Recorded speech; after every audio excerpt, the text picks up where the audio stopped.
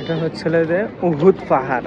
এর পাশে পাশে দেখতে পাচ্ছেন উহুদ পাহাড়, চারিদিকে উহুদ পাহাড়, আর পিছনে এই জায়গাতে কবরস্থান আছে 40 জন সাহাবীর। আচ্ছা, রাসূল সাল্লাল্লাহু আলাইহি সাল্লামের সাথে যে 40 জন প্রথম উহুদ যুদ্ধে যে শহীদ হয়েছিল তাদের কবরস্থানের পাশে উহুদ পাহাড়ের পাশে রাখা আছে। আর এই পাশে দেখেন আপনাদের আশেপাশে দেখতে পাচ্ছেন লোকজন কত। এটা হচ্ছিল যে উহুদ পাহাড়ের পাশেই মসজিদ, আর এই পাশে ছিল কবরস্থান।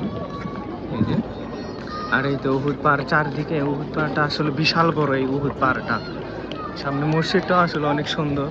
আর এখন রাত বাজে 1টা, তাও দেখেন লোকজন কত। এখন দেখতে পাচ্ছেন আশেপাশে কত লোকজন। আর বিশেষ করে রাতের বেলায় লোকজন বেশি থাকে, কারণ দিনের বেলা তো অনেক রোদ আর গরম আর কি। দেখেন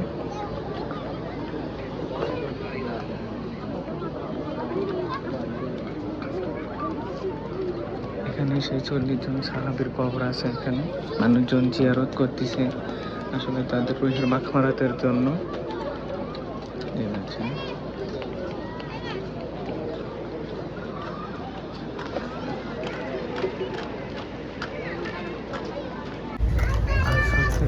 একটা জিনিস আরবিতে দেওয়া আছে, ইংলিশে দেওয়া আছে, এখানে বাংলায় দেওয়া আছে, এখানে উর্দুতে, সব কিছু এখানে দেওয়া আছে। এটা একটা সুবিধে মানুষজনের জন্য, সে বাংলাদেশ থেকে যারা আসে উমরা করতে আর কি, তাদের জন্য আসলে সুবিধা এটা।